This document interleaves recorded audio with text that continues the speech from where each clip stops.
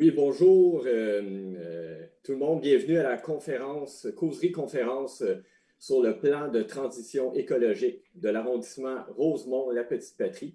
Je me présente, je suis Simon Diotte, je suis journaliste indépendant et résident du quartier depuis Belle-Lurette, depuis une vingtaine d'années. Donc, nous allons discuter de ce nouveau plan très intéressant. Et pour commencer, je vais faire une petite mise en contexte. On le dit, on le répète, les changements climatiques sont bel et bien réels. Le groupe intergouvernemental d'experts sur l'évolution du climat, le GIEC, annonce que la hausse des températures atteindra les 2 degrés dès 2030 si rien n'est fait pour réduire les émissions de gaz à effet de serre.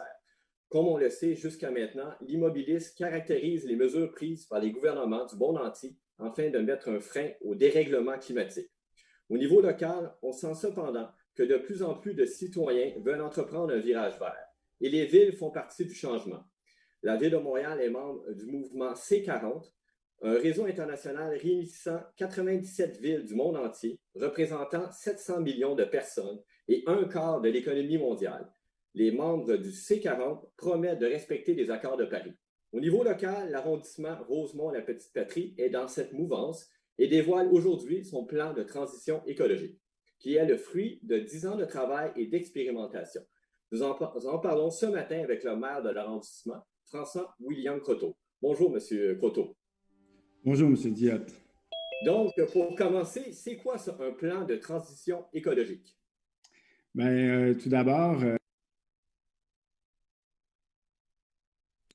merci à toutes et à tous d'être présents ce matin à notre conférence et notre présentation du plan de transition écologique de Rosemont-la-Petite-Patrie, plan de transition écologique et résilience de Rosemont-la-Petite-Patrie.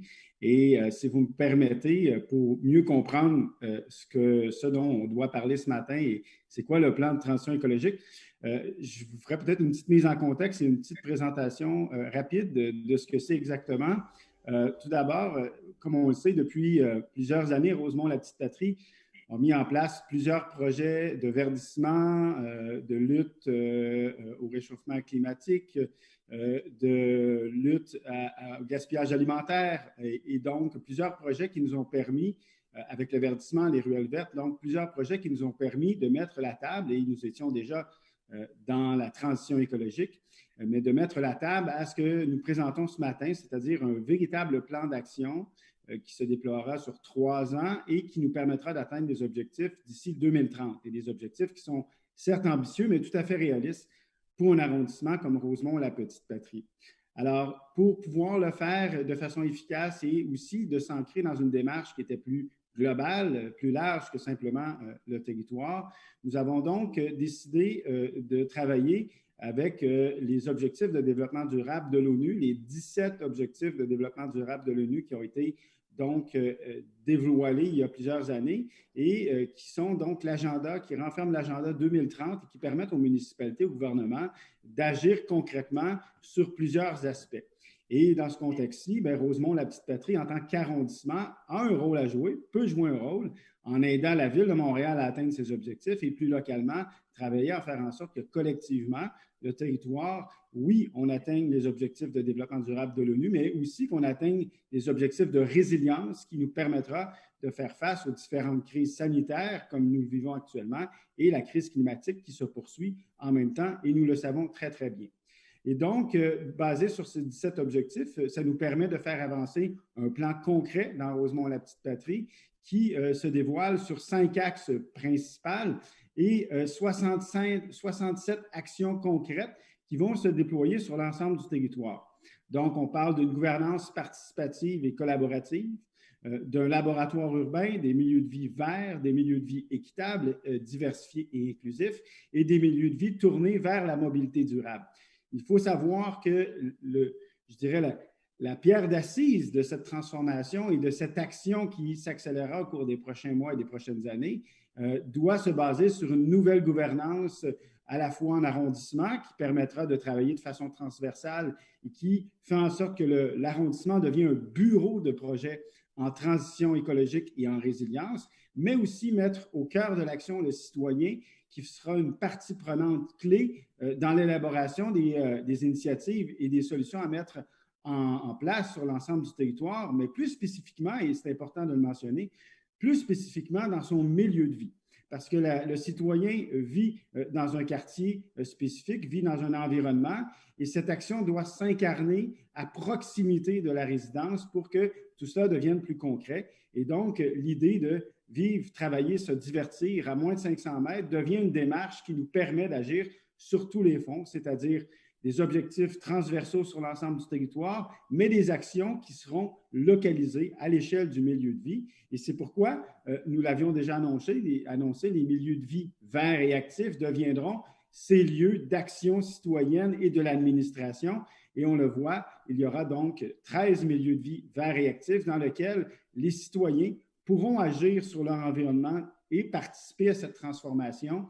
Et on le sait, quand on met la main à la pâte soi-même, on s'approprie davantage ces actions-là et ça permet d'agir plus intelligemment et plus rapidement et collectivement. Et c'est la clé du succès pour que tout le monde puisse atteindre ces grands objectifs et réussir collectivement à être un territoire plus résilient et mieux passer à travers des crises comme celles que nous vivons actuellement.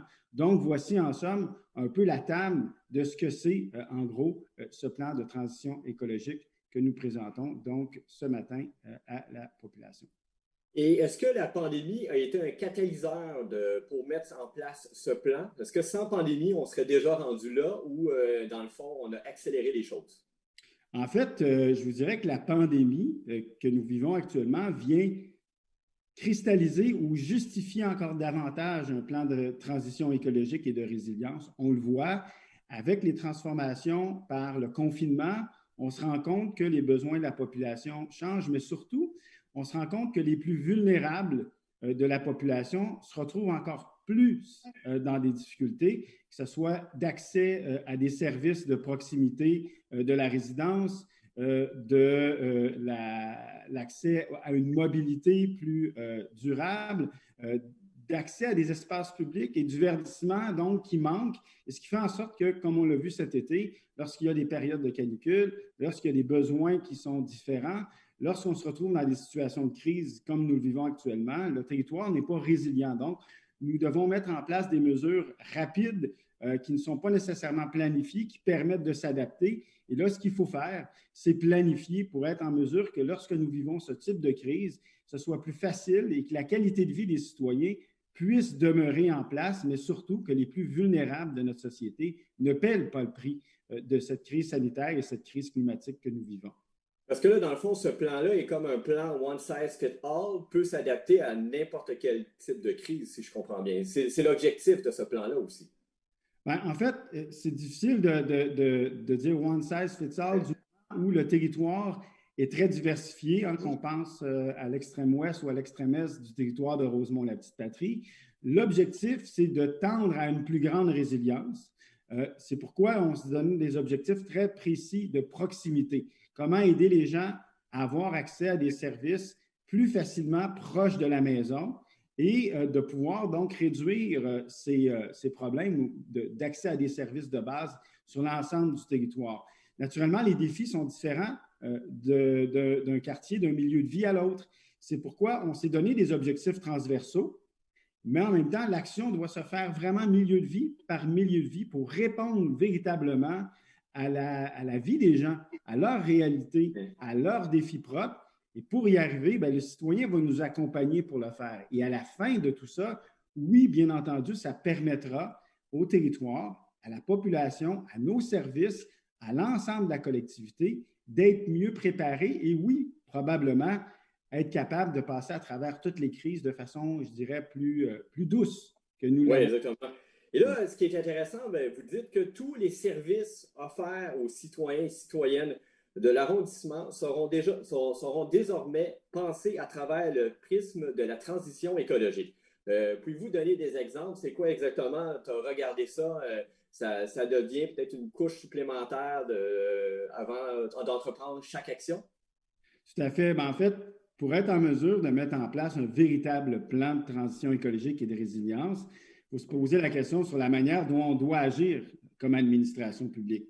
Donc, plutôt que de travailler en silo de façon plus traditionnelle, où, par exemple, les services de loisirs vont planifier les loisirs, mais sans se préoccuper des impacts de cette planification sur la transition et la résilience, mais surtout sans se poser la question comment l'organisation des loisirs peut permettre d'agir concrètement sur la transition écologique et la résilience.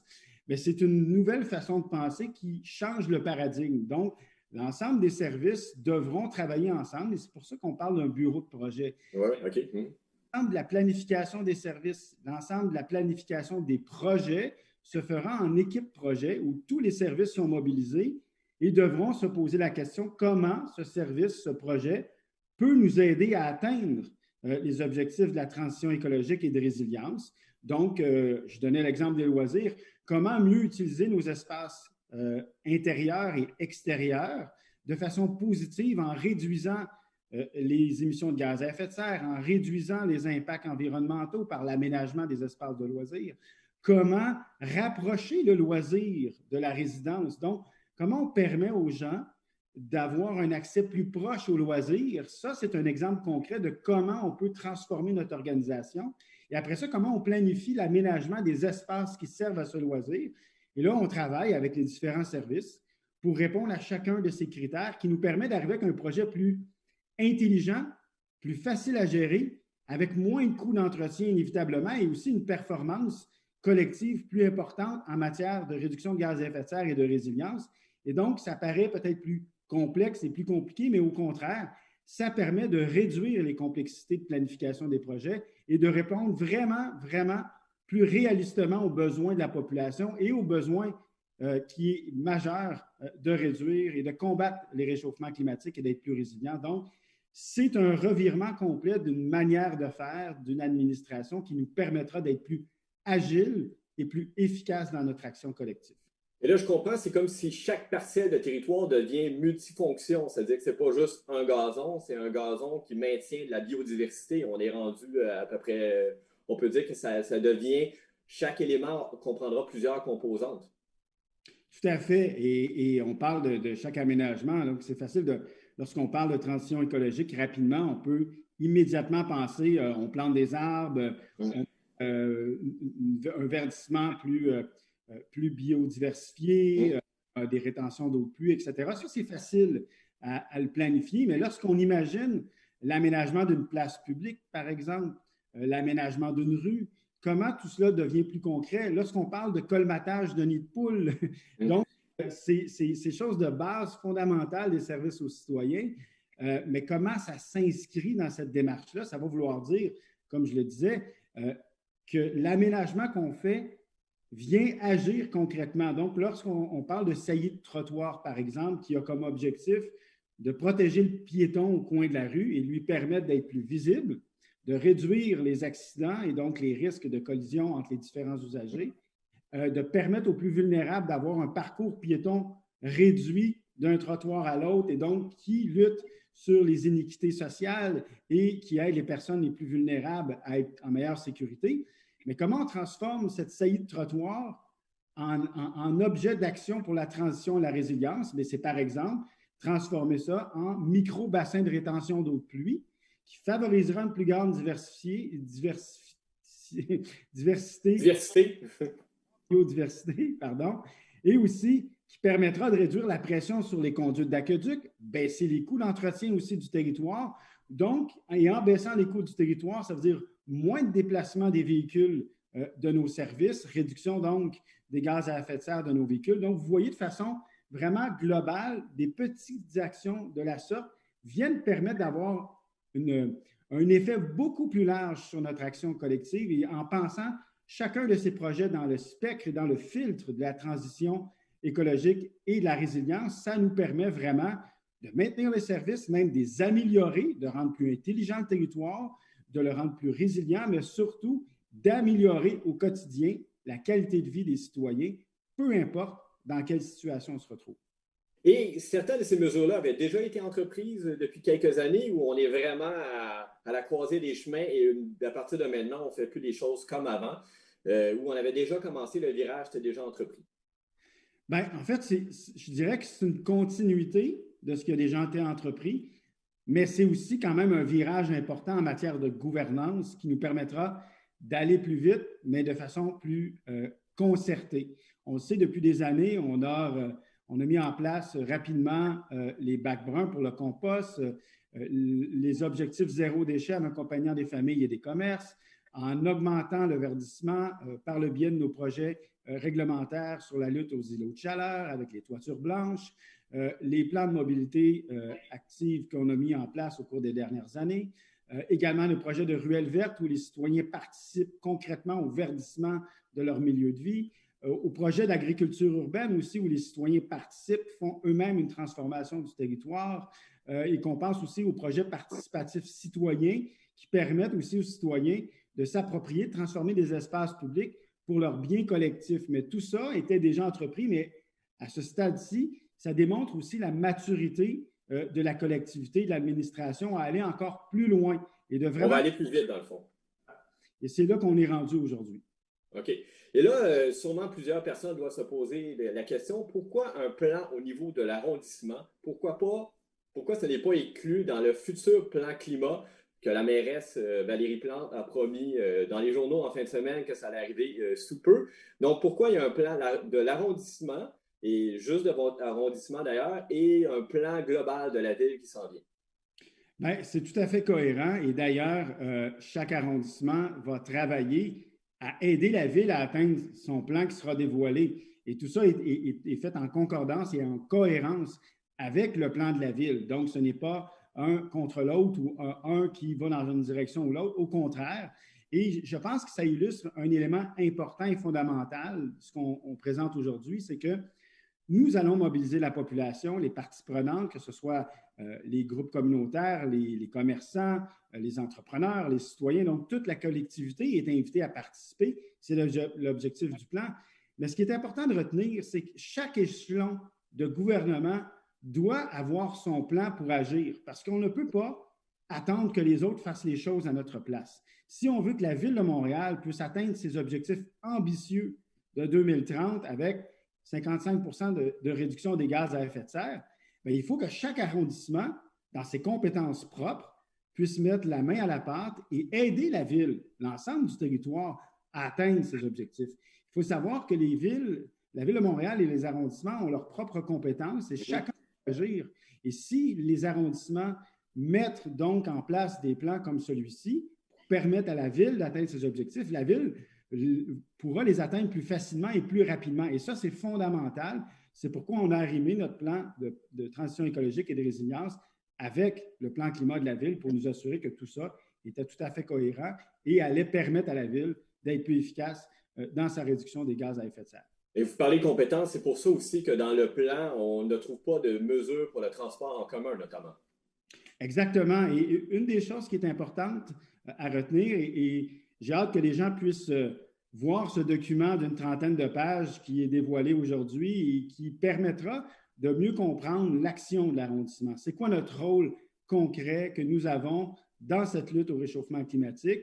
Donc, c'est un document aussi qui est didactique, qui permet de comprendre l'action de l'arrondissement, qui est facile à lire et à comprendre, qui permettra aux citoyens aussi de comprendre quel rôle il peut jouer en accompagnement avec l'arrondissement et dans son action, parce que tout le monde a sa part à faire individuellement et collectivement.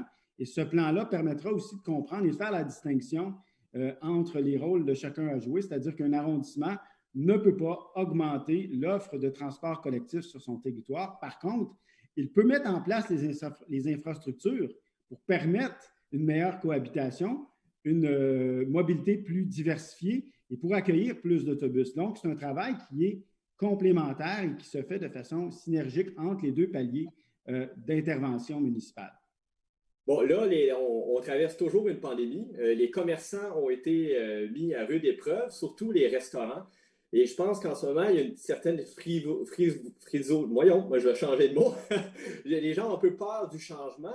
Est-ce que ce plan de transition écologique est une bonne nouvelle pour les commerçants? Tout à fait. Et justement, si nous avions été en mesure d'agir plus tôt et d'être mieux préparés à la crise, à certains égards, pour les commerçants, ça aurait été beaucoup plus facile et on l'a vu. Actuellement, par exemple, les restaurants qui peuvent offrir des services prêts à apporter avec l'hiver qui arrive, mais ça pose des problématiques, c'est-à-dire est-ce que les clients qui vont acheter au comptoir peuvent manger à proximité du commerce. Et on n'a jamais imaginé une occupation active et intelligente du territoire l'hiver, comme si on devait être reclus et qu'il y avait... Alors donc, on doit s'imaginer comment on peut penser différemment l'occupation du territoire de manière efficace pour aider les commerces, été comme hiver, restaurants, bars et tout autre type de commerçants, à pouvoir continuer ces activités en temps de crise comme nous le vivons actuellement. Comment aussi on peut s'assurer que lorsqu'on a vécu un confinement comme on le vit actuellement, les citoyens qui ne vont pas travailler à l'extérieur de la maison bien, se retrouvent chez eux et donc ont besoin de services de proximité qui, habituellement, le jour, les ont à proximité de leur lieu de travail. Et donc, ça change une dynamique.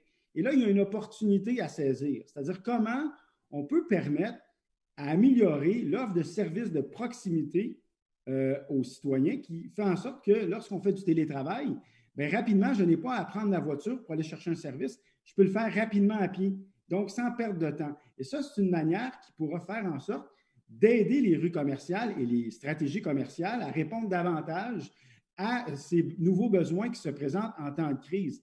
La même chose, est-ce que ce temps de crise nous permet de réfléchir différemment sur les usages permis sur les rues commerciales? Actuellement, lorsque vous avez un local commercial, c'est un usage, un local.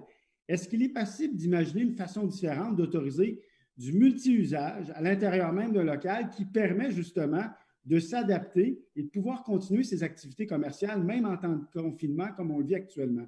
Et ça, on pourra le faire en collaboration active avec les représentants des commerçants pour réfléchir différemment le zonage et la planification du territoire. Est-ce qu'on peut permettre du zonage commercial en zone résidentielle pour rapprocher les services vers les résidences, là où il y a moins de rues commerciales, par exemple, dans l'extrême est du territoire? Ce sont des choses qui nous amèneront à réfléchir différemment.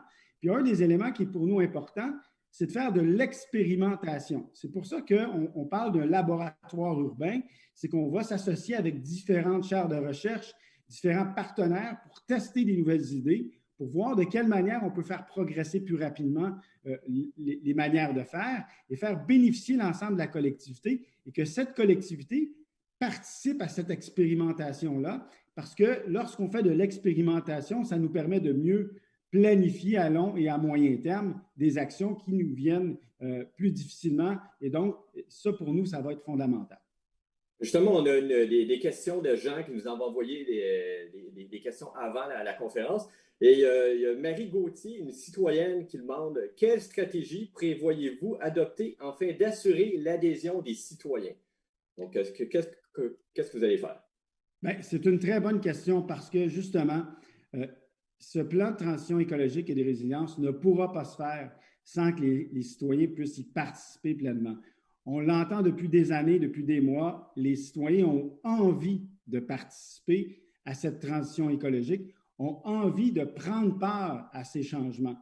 Et si on veut être en mesure d'effectuer ces changements, il faut absolument qu'il y ait une adhésion de la population. Ça ne peut pas se faire contre la population parce qu'au contraire, on le fait pour les citoyens. C'est pour que la qualité de vie des citoyens puisse demeurer sensiblement la même en période de crise. Alors, pour nous, ça va être important et on le fait déjà depuis des années, je l'ai mentionné, que ce soit par le biais des ruelles vertes, des projets participatifs citoyens, par le biais de l'agriculture urbaine ou par le biais de consultations ad hoc sur des aménagements du territoire. Je pense que plus que jamais, sur l'ensemble des opérations, mais surtout ce qui touche le milieu de vie du citoyen, le citoyen sera appelé à participer pleinement et bientôt, on pourra donc dévoiler justement des actions très concrètes qui vont démontrer que le citoyen va pouvoir participer pleinement dans le co-design de ces mesures qui seront mises en place dans son milieu de vie. Il va y avoir des rencontres ou… Bien, tout ça peut être adaptatif, c'est-à-dire que chaque moyen de concertation, de mobilisation ou de co-design doit s'adapter selon le projet qu'on met en place. Par exemple, dans le cas des projets participatifs citoyens qu'on a mis en place il y a 2 ans, bien, ça permet aux citoyens de se donner une démocratie locale, d'avoir un budget participatif et de dessiner eux-mêmes le projet qu'ils veulent mettre en place. Dans d'autres types de projets, on va plus y aller de façon je dirais, de consultation officielle parce que ça demande d'autres types de moyens. Donc, il n'y aura pas une seule manière de mobiliser la population, mais on va s'adapter aux différents types de nécessités. Par exemple, l'aménagement des parcs. On va aller voir sur le terrain, consulter les usagers du parc. C'est quoi vos besoins? De quelle manière vous utilisez le parc? Et faire de l'observation réelle, voir comment les gens utilisent le parc et quels sont les manques dans ce parc et faire des discussions. Donc, une observation de terrain, un co-design de terrain avec le citoyen, ça, ce sont des choses concrètes qui vont pouvoir se faire, ce qui amène, comme je le disais tantôt, une façon différente de planifier pour l'arrondissement parce que le citoyen va vraiment être impliqué complètement dans cette transition. Et on voit donc que vous insistez beaucoup sur le laboratoire urbain. Il y a beaucoup de projets qui, je pense, ont commencé à être mis en place. Covoiturage avec Netlif. On commence à mettre des plantes indigènes favorables aux insectes, création de micro-forêts. Est-ce qu'on pense qu'on va voir bientôt des orignaux dans Rosemont, la petite patrie? Je ne penserais pas, mais bon, il y a quand même déjà une belle biodiversité sur le territoire montréalais. Mais oui, c'est important de faire des projets pilotes et faire de l'expérimentation. Vous l'avez dit, en matière de mobilité, c'est plus vrai que jamais. Lorsque du jour au lendemain, on s'est retrouvé confiné et qu'il y a eu une chute de l'utilisation des transports collectifs, il y a eu une modification quand même très importante de la manière de se déplacer des citoyens. Bien là, il faut être en mesure d'être capable de réagir plus rapidement que la dernière fois sur les moyens. Donc, le covoiturage de véhicules privés, comme le projet de locomotion qui existe dans Rosemont-la-Petite-Patrie avec l'organisme Solon. Donc, ça permet de répondre à ce type de besoin-là, c'est-à-dire, je n'ai pas de voiture, mais est-ce qu'on peut être copropriétaire d'une même voiture, ce qui permet de partager le véhicule? Est-ce qu'on peut augmenter le nombre de véhicules de communautés sur le territoire? Est-ce qu'on peut augmenter le nombre de services de remorques pour vélo, pour pouvoir faire les courses à vélo, c'est pour ceux qui veulent le faire. La livraison à vélo, comment augmenter ce service de proximité rapide pour les citoyens? Comment travailler pour que le covoiturage pour les entrepreneurs puisse se faire plus efficacement en se servant des espaces de stationnement sur rue pour favoriser le covoiturage? Donc, plusieurs tests et expérimentations qui nous permettent de réfléchir différemment et avec les données recueillies, ça nous permet de mieux planifier et d'envisager le territoire différemment. De la même sorte que de penser la biodiversité, c'est aussi la même chose. Il faut penser écosystémique. Donc, les espaces verts, comment ils peuvent permettre d'un endroit à l'autre de favoriser une meilleure biodiversité par des milieux humides, par plus de plantations, par des micro-forêts, comme vous l'avez dit, comment on peut rendre le territoire plus intelligent et faire en sorte que en favorisant des environnements plus sains, on réduit les îlots de chaleur, on permet aux gens les plus vulnérables d'avoir accès à une meilleure qualité de vie parce qu'ils ont un environnement plus intelligent et adapté à leurs besoins. Et ça passe naturellement par l'expérimentation de petits projets qui, par la suite, peuvent s'étendre à grande échelle. Et là, le temps, c'est la dernière question déjà, et ça va faire déjà une demi-heure. Vous êtes le premier plan de transition écologique qui est dévoilé à Montréal. Je sais que vous n'aimez pas vraiment vous comparer, mais en même temps, est-ce que vous souhaitez que ce soit un exemple qui soit reproduit ailleurs, pas juste à Montréal, mais à travers le Québec, qu'on pense finalement agir localement pour avoir des effets plus globaux? Est-ce que vous souhaitez devenir une source d'inspiration, que les gens suivent votre exemple? Je n'ai pas ce souhait particulier de servir d'exemple ou d'inspiration. Je pense que humblement, on fait notre part à l'ensemble de l'échiquier. Chaque arrondissement a des actions à faire et d'autres qui le font déjà aussi.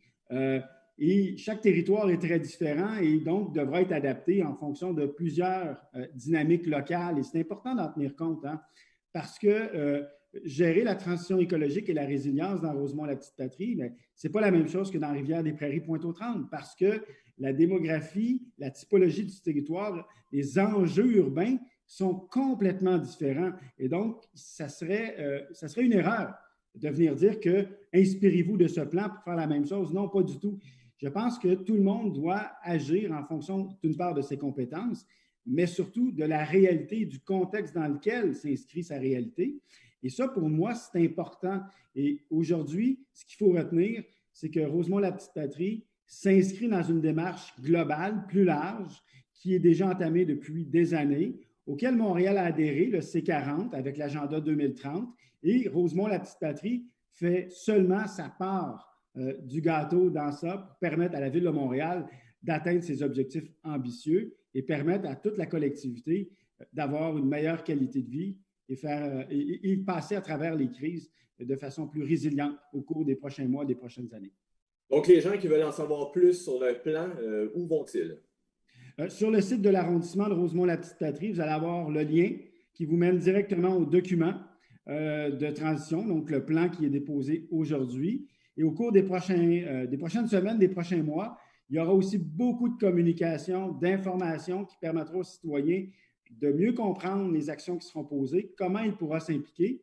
Et puis aussi, vous pouvez toujours nous écrire par courriel si jamais vous avez besoin d'informations plus précises et ça va nous faire un grand plaisir de pouvoir y répondre parce que ce plan, c'est votre plan, c'est le plan de la collectivité de Rosemont-la-Petite-Patrie. C'est le plan qui doit être approprié par tout le monde pour qu'il puisse fonctionner et atteindre ses objectifs. Bon, bien, M. François-William Croteau, merci de cette présentation. Donc, le plan est en ligne et vous pouvez aller le consulter. Donc, merci beaucoup aux gens qui sont connectés à la causerie conférence et au plaisir de reproduire, répéter l'expérience dans le futur. Merci beaucoup. Merci beaucoup, M. Zion. Merci beaucoup à tout le monde d'avoir participé et assisté à cette conférence. Et bonne transition et bonne résilience tout le monde. Au revoir.